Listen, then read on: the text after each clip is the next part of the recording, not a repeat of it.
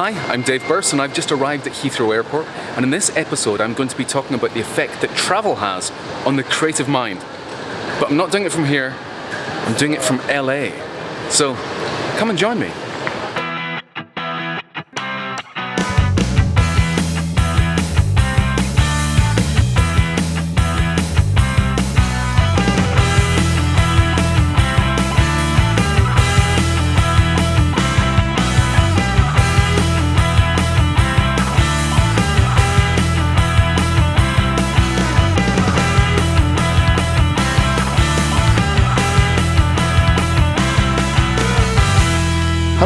And welcome to LA. This is my hotel room in the historic Culver Hotel. It used to be owned by Charlie Chaplin, and then it was owned by John Wayne. And this was where the cast of The Wizard of Oz used to hang out when they were filming just across the street. So I feel very fortunate to be here, but I also feel very fortunate to be able to travel as part of what I do. I get to meet incredible people. I get to have experiences I wouldn't normally have, and that gives me input that helps me. So in this video, I actually want to talk about the importance of travel for creative thought, because it has a huge impact on the way we think. But first, it's 7 in the morning. That's better. You know, in the 1860s, Mark Twain, the famous author, did a tour around the coast of the Mediterranean. And on his way round, he spoke to people, he got to see different cultures, and he wrote a book about it. And one of the things that he wrote in that book is that travel is fatal to prejudice, bigotry, and narrow-mindedness. And you see, I totally agree with him. When you travel, you find that there's different ways of doing things, and it breaks down your fear of otherness. So on a simple basis, if you imagine that breakfast to you might be a bowl of cornflakes and a cup of coffee, that's the way that you think it's always done, because you've always done it. Your friends have breakfast that way.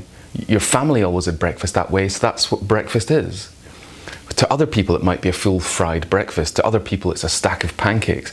If you go to India, you might even have curry for breakfast. If you're in France, it's dipping a croissant in some coffee. You know, there's different ways of doing things. And when you travel, you get to experience these little things. And that as you experience them, you get to accept that there is an other way that is not your way of doing things. In fact, there was a study that was done by the University of Tel Aviv in 2012. They took two groups of people. One group of people had, as they put it, they believed that racial groups had fixed underlying essences. In other words, they were a bit racist. And the other group were people who would look at culture and look at difference and not see it as being particularly important. They gave these people creative tests. And which group do you think performed better?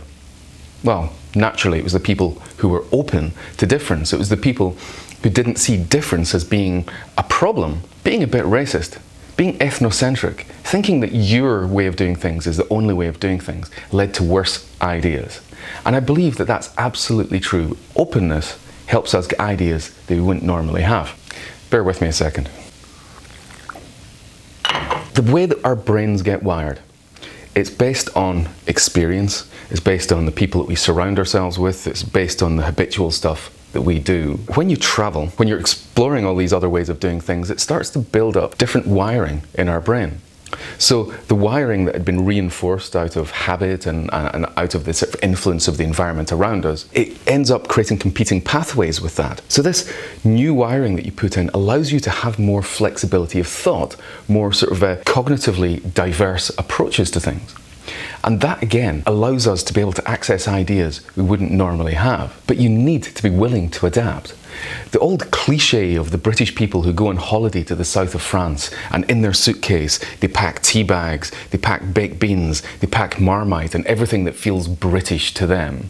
They take it with them because they don't want to experience something that feels a bit foreign. That stuff doesn't help you, so it's possible to travel and not get any benefits from it. It doesn't build up that extra wiring because all you're doing is reinforcing your existing wiring, your existing way of doing things. So when you travel, you actually have to immerse yourself. You actually have to experience stuff that might make you feel a little bit uncomfortable. And that is how we end up having those experiences that will allow us more flexibility of thought, that will allow us to have ideas we wouldn't normally have. Yep, just a second. That's good. You also find that you can get some of the benefits of travel without actually traveling. So it's possible just by giving yourself perceived distance to a problem, you can actually solve it more effectively. So at Indiana University, they did this study where they got people to try and solve some puzzles. They told half the group the puzzles were created at the university in Indiana, and they told the other half that they were created in California. And they got to measure these two groups to see which group was better at solving the problems. And they found there was a distinct difference. The people who believed that the puzzles had been created in California, so there was a distance between them and the puzzles, they had far more creative approaches to trying to solve it, and also they were more successful at getting to the solutions. So actually just giving yourself a little bit of distance might be enough to help you solve a problem more effectively. Okay, I'm nearly finished. Just give me a second. Now let me tell you about a university researcher at Columbia Business School. His name is Adam Galinsky, and he's particularly interested in travel and the effect that it has on the creative brain. So he got together with some other researchers, and they looked at the creative directors of 270 top fashion houses. They looked at their schedule to see what their travel was like, and then they looked at their output and they judged the output of the designs that they created. And they did that by getting people who are in the industry who would normally judge stuff, so buyers and journalists, to see which was the more creative designs that they were producing. They were looking for innovative approaches to design. And they found, again, there was a massive correlation to how well traveled someone was and how creative their designs were. In fact, they looked to see people who had lived overseas and worked overseas and immersed themselves in the culture for a period of time by living and working there, and discovered that they were more creatively consistent over time than people who just lived in the same place that had been brought up. It seems as if actually immersing ourselves in a culture, truly immersing ourselves in the culture, really is the thing that makes the difference. That's all I wanted to talk about today, about the importance of travel on the creative mind.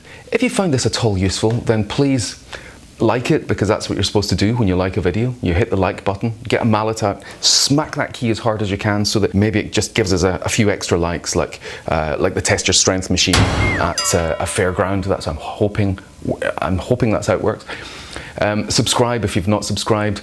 Comment, tell me, is there anything else you think we can learn? Tell me if you disagree with any of this.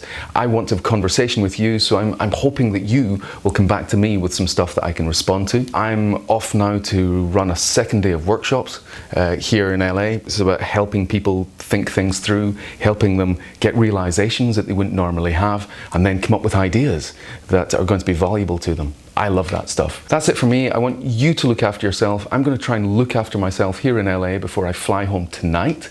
It's a super quick trip. I'm exhausted. So in the meantime, please, big love to your beautiful brain.